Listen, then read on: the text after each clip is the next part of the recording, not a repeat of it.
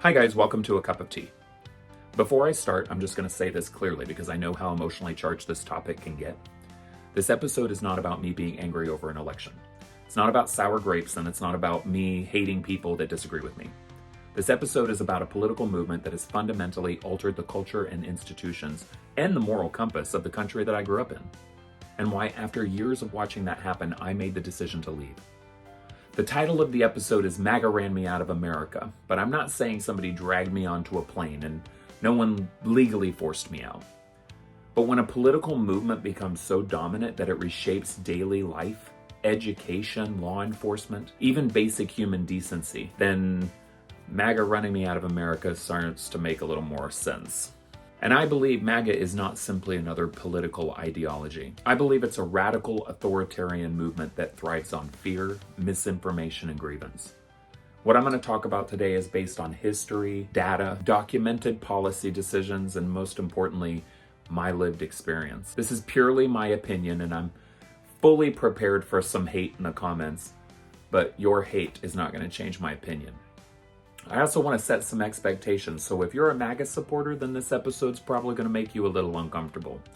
You may feel attacked, you may even feel pissed off, or feel like I'm misrepresenting you. That discomfort matters, but it doesn't invalidate what I'm saying, because this episode's not about winning an argument, it's about naming a reality that millions of people are quietly living through in this country. I'm talking about artists, teachers, doctors, scientists, immigrants, queer people, women, people of color, all simply just trying to exist and do their best. I'm also not pretending that MAGA appeared overnight. They didn't start with Trump, although trust me, he'll try and take credit for it. But Trump didn't invent it. He recognized it and amplified it and monetized it. What we're seeing now is the result of decades of erosion in trust in institutions. And MAGA's learned how to exploit that erosion better than any movement in modern American history. Throughout this episode, you're going to see some videos, and I'm going to do that intentionally, because MAGA often survives by telling people not to believe what you see, only believe what you're told.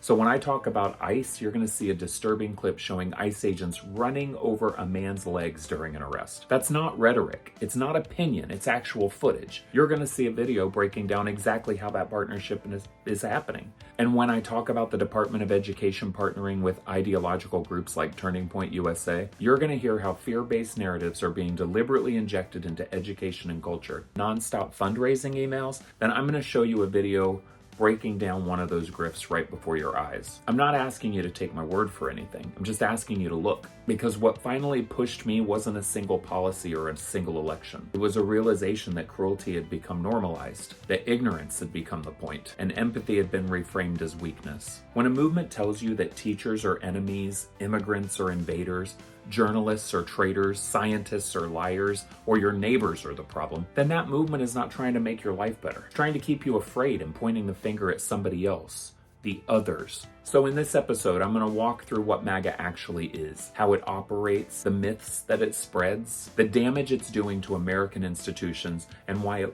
least for me, leaving became an act of self-preservation. You don't have to agree with me, but if you believe in democracy, truth, and basic human dignity, then you should care about what MAGA has become. So let's get into it.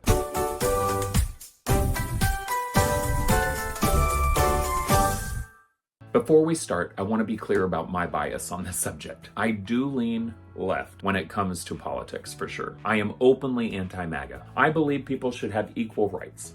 Not special rights, not conditional rights, not rights that depend on who they love or how they worship or where they were born. Just equal across the board. You know, like it says in the Constitution. I believe healthcare should be a human right and not a luxury item. I don't think access to medical care should depend on your job or whether the insurance company thinks that you're worth saving. I believe clean, healthy food should be a given in a wealthy country and not a privilege for people who can afford organic labels, while everybody else is forced to eat processed shit that's slowly killing them. I believe that science is real. I believe doctors and researchers and health experts generally know more about medicine than podcasters or politicians. I believe in climate change, and I believe that it's happening. Not because it's trendy, but because the facts are overwhelming, and denying it isn't going to stop it from happening. I also believe education should prepare kids to think, not to obey, to question, to understand history honestly, not just the parts that make us feel comfortable. And I believe teachers should be supported. Libraries should be expanded. I believe in bodily autonomy. I don't think the government belongs in our doctor's office. I believe you love who you love, and how you identify shouldn't determine whether you're allowed to live safely and openly in this country. And that's what leaning left means to me. So yeah, I openly am anti-MAGA. Not because I hate conservatives, and not because I hate America, or even that I dislike the guy in the White House, but because MAGA stands in direct opposition to nearly every single value that I just described. And when a movement denies science, restricts education, polices people's bodies, vilifies immigrants, opposing that movement is not radical, it's moral. Let's start with what MAGA actually is and what it's not. But before we go any further, we're going to have to define some terms, because one of MAGA's greatest strengths is confusion. And that's because if you can't clearly define what something is, then you can't hold it accountable. So let me say this clearly. MAGA is not the same thing as conservatism. It's not the same thing as believing in small government. At least traditional conservatism, whether you agreed with it or not, it had a coherent philosophy. Limited government, institutional stability, rule of law, respect for norms. You could debate it and you could argue it. You could argue over policy. You could disagree, but you still both lived in the same reality. But MAGA is something different. MAGA is not an ideology, it's an identity. It doesn't ask what policies will help the most people, it asks what side are you on? And it doesn't ask what's true, it asks who said it. It doesn't ask if this makes society better, it asks what makes society angry. And that's an important shift. Because once politics becomes identity, then disagreement becomes a betrayal. And once disagreement becomes a betrayal, then their cruelty becomes justified. MAGA operates on loyalty, not consistency. What's acceptable today may be unforgivable tomorrow. It's not based on principle, it's based on who's speaking. This is why facts don't land with them. You can present data and you can show evidence. You can even cite experts, but just won't matter. Because MAGA is not structured around the truth, it's structured around belonging. And belonging is really powerful, especially when people feel unheard, disrespected, or left behind. MAGA tells people, you're not wrong, they are. You're not struggling, they stole it from you. You're not losing relevance, they're replacing you. That's emotionally seductive, and it works. But it comes with a cost. MAGA thrives on grievance, on a nostalgia for a past that was never great for everyone. When someone says, make America great again, the obvious question is, great for who? Because a lot of people, women, people of color, LGBTQ people, great again doesn't sound like progress at all. Another defining feature of MAGA is the hostility towards institutions. Courts are corrupt unless they rule in their favor. Elections are rigged unless they win. Journalists are fake news unless they're kissing their ass. And law enforcement is heroic unless it's investigating them. Healthy democracies require trust in institutions and accountability. And MAGAs replace that balance with a suspicion towards anything that limits their power. This is where authoritarianism starts to creep in. Before I get into that, do me a favor and hit the like and then subscribe. The more followers I get, the more I'm going to be able to continue the channel, and it means the world to me that you even take the time to follow along, even if you don't agree with me. You know, authoritarian movements don't usually announce themselves as dictatorships.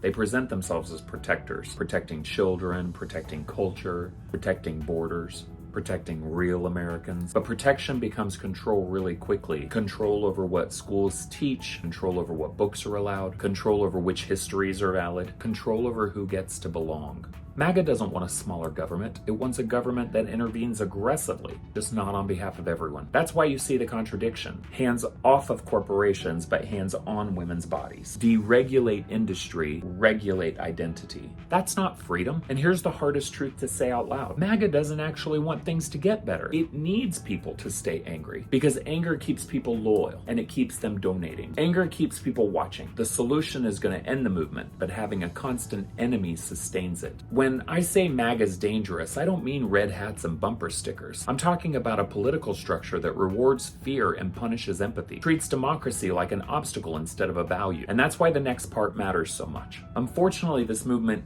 didn't just stay on the fringes where it belonged. It didn't influence rhetoric. It systematically moved into the Republican Party. and it reshaped it from the inside. To understand how MAGA became so powerful, we've got to stop pretending like it was some kind of political accident, or even that it was caused by Donald Trump. This wasn't a hostile takeover, it was a surrender. MAGA didn't storm the Republican Party from the outside, it moved in because the door was left open. For decades, the Republican Party relied on anger as a motivator. Anger at the government, regulation, angry about social change, but anger is a volatile fuel. Sooner or later, everything's gonna stop being fuel and start being the point. By the time Trump entered the picture, the groundwork was already laid. Distrust in the media had been cultivated for years. Experts were already framed as elitists. Compromise was already painted as weakness. Trump didn't need to persuade people, he needed to give them permission. Permission to say the quiet parts out loud. Permission to dismiss the facts as opinion, and to treat cruelty as strength. And once that happened, the Republican Party faced a choice. Push back or comply. Some of them tried to resist at first. Donald Trump's candidacy is a cancer on conservatism. He's a race-baiting, xenophobic, religious bigot. I will not stop until we fight a man that chooses not to disavow the KKK. That is not a part of our party. That's not who we want as president. We will not allow that in our country. When the candidate urges supporters to engage in physical violence, to punch people in the face, the predictable consequence of that is that it escalates. When someone is seeking a position of leadership and is already in a position of influence, you speak responsibly. This notion that a president can just say anything they want, or even a presidential candidate can say anything they want, whatever comes to mind, it's just not true, and it's reckless and it's dangerous. If we reach a point in this country where we can't have a debate about politics without it getting to levels of violence and anger where people think that just because you're angry, you can say and almost do anything you want, we're going to lose our republic. They warned that this wasn't conservatism, and it wasn't sustainable. They told people it was dangerous, but MAGA had something more powerful than policy. Anyone who spoke out was labeled a rhino. Anyone who questioned Trump was accused of betrayal. Anyone who refused loyalty was threatened with political extinction, and so on. So one by one, the resistance folded. Not because they suddenly believed, but because fear is persuasive. Fear of losing elections or donors, fear of losing relevance. What replaced debate was obedience. What replaced policy was performance. With the Republican Party, what replaced leadership was submission. That's how MAGA didn't just influence the Republican Party.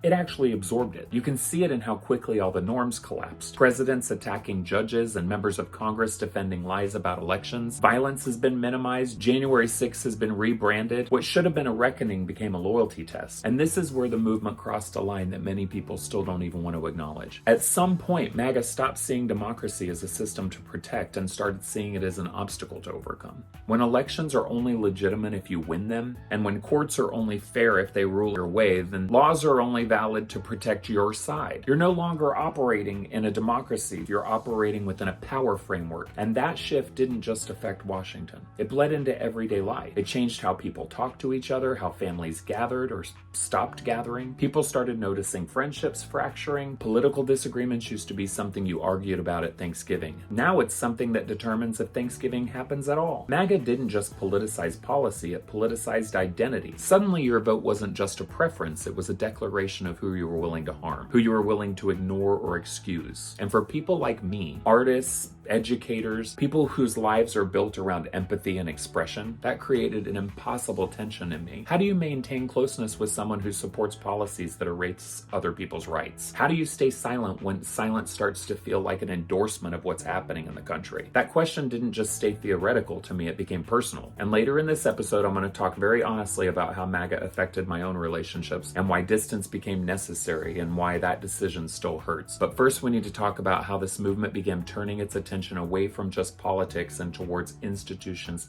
that shape how people think. Education, law enforcement, and eventually into culture itself. Because that's where it becomes possible for the control to actually last. And that's where consequences become generational. If you want to understand where a movement is headed, don't look at what they're saying, look at what they're doing to the education system. Because whoever controls how children learn, they control what society becomes. MAGA loves to talk about indoctrination. They use that word constantly in school board meetings, in campaign ads, and on cable news. Teachers are indoctrinating our children. Colleges are indoctrinating our students. But here's the uncomfortable truth. The loudest accusations of indoctrination are coming from the people who are actively attempting to do exactly that. The Department of Education was created to protect access to learning, ensure equal opportunity, and uphold standards across states. It was meant to be a safeguard, especially for children who didn't come from wealth or privilege. Now we're watching MAGA-aligned politicians systematically dismantle that mission. Not by funding schools, not by improving education or supporting teachers, but instead by injecting ideology directly into the curriculum. One of the clearest examples of this is the growing partnership between MAGA-aligned officials and organizations like Turning Point USA. Turning Point USA is not an educational organization. It's a political activism group with very clear ideological agenda. In a video by Loud Blonde, she breaks down how the partnerships are happening in real time. Not as a conspiracy, not as a theory, but as policy and collaboration. Take a look.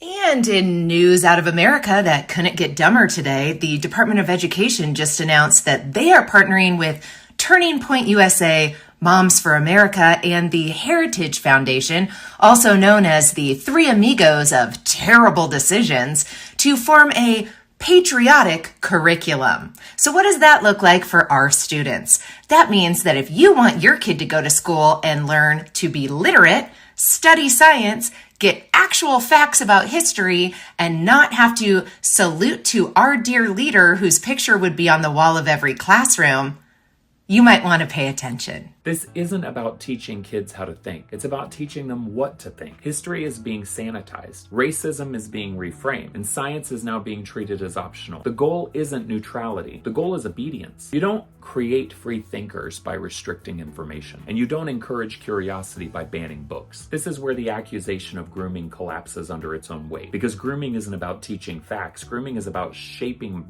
a belief system before they even have the tools to question it. When you tell kids that they're asking questions is suspicious and history should be taught only if it feels good, authority should never be challenged, that's indoctrination. When you replace educators with ideologues, that's indoctrination. When you strip schools of funding unless they comply politically, that's indoctrination. This isn't accidental. Authoritarian movements have always targeted education because education creates context and context creates resistance. This is something Monty Mader explains incredibly clearly, and if you don't know who Monty Mader is, look her up.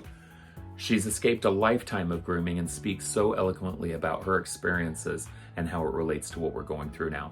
Take a look. Indoctrination is the point because the entire movement is built on lies. And if you're new here, my name is Monty. I'm a former alt-right Christian nationalist. I was raised in Christian fundamentalism. My family was the kind of family that stockpiled arms against the government. We were warned that Democrats were going to hold us at gunpoint and ask us if we believed in God, and it was our job to be martyred for our faith. I went to all Christian nationalist schools, elementary school, middle school, high school, and college. In fact, my elementary school was named after the Heritage Foundation and founded by my grandfather. So in my education, throughout school, I always had a Bible course. All my life, I always had a whitewashed American patriotic version of history and civics, which just means it didn't tell the truth. And I was only ever taught creationism and a 6,000-year earth. And in addition to that, I was privately tutored for 15 years in theology by my father and this whitewashed version of American history, because my dad's plan for me, and this is a direct quote, we're going to get you into law school and get you to be a constitutional judge and on the Supreme Court so you can overturn Roe versus Wade. That is a direct quote. So this movement requires that you indoctrinate young for several reasons. One is because the ideologies fall apart once you can no longer control the music someone can listen to, what media they can take in, what movies they can watch, what books they can read. All of the information I was allowed to intake growing up was very highly monitored. I was also in Christian nationalist churches 2 to 4 times a week. I was privately trained for 5 years in Christian apologetics.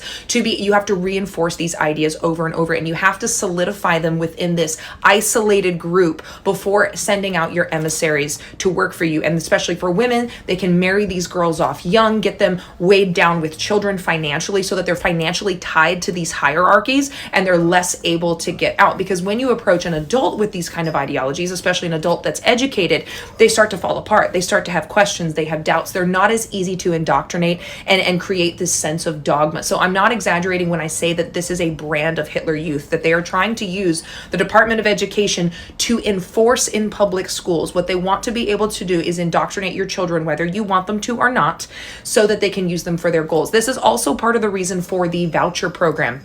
The school voucher program is to be able to take taxpayer dollars, give it to rich people, give it to private religious schools that are teaching the kind of doctrine they want them to teach, and to be able to reestablish segregation, be able to police who can access education, but also to be able to enforce these kind of curriculums. When they talk about, when PragerU talks about, well, slavery wasn't that bad, it was, we gave them Christianity. That's the type of thing I was taught. I was taught slavery wasn't that bad. I wasn't really taught about the civil rights movement. I didn't know about the Tulsa Massacre until I was 28 years old. And so what they have to do is they have to get you young. They have to solidify these ideas, reinforce them, build in the persecution complex, right? They're going to attack you. They're going to attack your beliefs because they hate you. No, they're confronting a false truth. And so what they have to do, that way they can put people on the defense, have them highly indoctrinated, have what they can access as far as information highly policed, and they want to do it to every child in this country. Convince parents that their children are under attack, and you can justify almost anything. Book bans, curriculum purges, surveillance of teachers, anonymous reporting systems. Teachers are leaving this profession in record numbers, not because they don't care, but because they're being treated like criminals for doing their jobs. And students are the ones who pay the price. An educational system that discourages critical thinking produces adults who are easy to manipulate, which is the point. So when MAGA claims it's fighting indoctrination, ask yourself one simple question. Who benefits from people knowing less? Because movements that believe in truth don't fear questions, and movements that believe in freedom don't ban ideas. This is not about protecting children, it's about shaping the future electorate. And once education is compromised, everything else becomes easier to control, including law enforcement, immigration, and culture. When MAGA talks about immigration, they use the language of law and order. Come here legally, follow the rules. That sounds reasonable until you look at what's actually happening. People are currently being arrested at their immigration hearings. Veterans are being deported. Madam Secretary, how many United States military veterans have you deported? Sir, we have not deported U.S. citizens or military veterans. I don't believe you served in the military. I haven't either, but I think you and I can agree that as Americans, we owe everything to those who have served our country in uniform, particularly those who have served in combat. Do you agree with that? Sir, I believe that people that are in this United States that are citizens have legal status here. Madam Secretary, we are joined on Zoom by a gentleman named Se-Jun Park. He is a United States Army combat veteran who was shot twice while serving our country in Panama in 1989. Like many veterans, he struggled with PTSD and substance abuse after his service. He was arrested in the 1990s for some minor drug offenses, nothing serious. He never hurt anyone besides himself, and he's been clean and sober for 14 years. He is a combat veteran, a Purple Heart recipient. He has sacrificed more for this country than most people ever have. Earlier this year, you deported him to Korea, a country he hasn't lived in since he was 7 years old. Will you join me in thanking Mr. Park for his service to our country? Sir, I'm grateful for every single person that has served our country and follows our laws. Can you please tell Mr. Park why you deported him? Every one of them needs to be enforced. But you understand that many veterans struggle with PTSD, many veterans struggle with substance abuse challenges. This man took 2 bullets for our country. You have broad authority, by the way, as Secretary, to issue humanitarian parole, to do deferred action.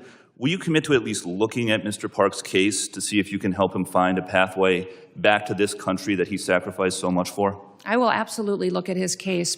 American citizens are being arrested and deported. Next week, we're going to go through the effects of ICE and what it's doing to our communities. This topic was just too big for one video, so I'm splitting it into 2 videos instead. Again, if you guys do me a favor and hit subscribe so you don't miss out on the second part of the video, it's going to be a good one.